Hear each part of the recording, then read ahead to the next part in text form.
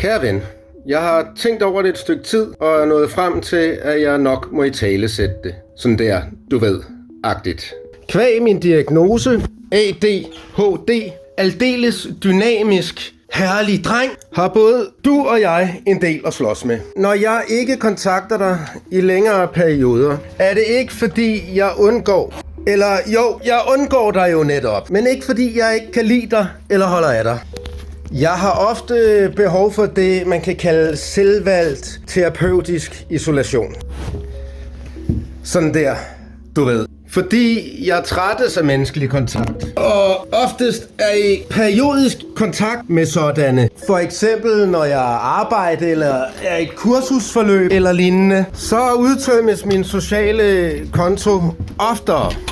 Og jeg er nødt til i højere grad at vælge mit eget selskab. Det er sådan der, du ved, sådan jeg lader op til igen at være den Duracell-kanin, som du kender så godt.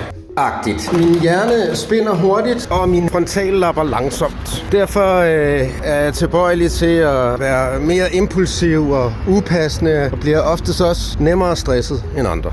Det har ikke noget med dig at gøre, min ven. Du er god nok. Hjerte. Det har sådan set meget med min egen opførsel at gøre.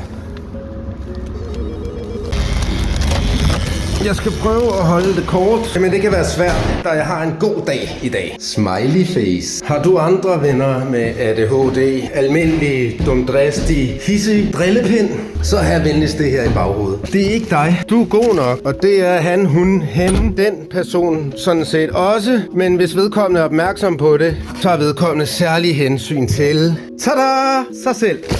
Tak fordi du gad at høre denne lange svada til ende, og vi skal snart ses igen. Jeg elsker dig stadig, men også mig selv, og nødvendigvis i omvendt rækkefølge. Jeg ghoster dig ikke, jeg værner bare om mig selv. Much love, vi ses sporadisk med jævnlige mellemrum fordelt ud over året. Eller ring, og lad os snakke, du ved. Ligesom i gamle dage. Møs. Ha' en fantastisk dag.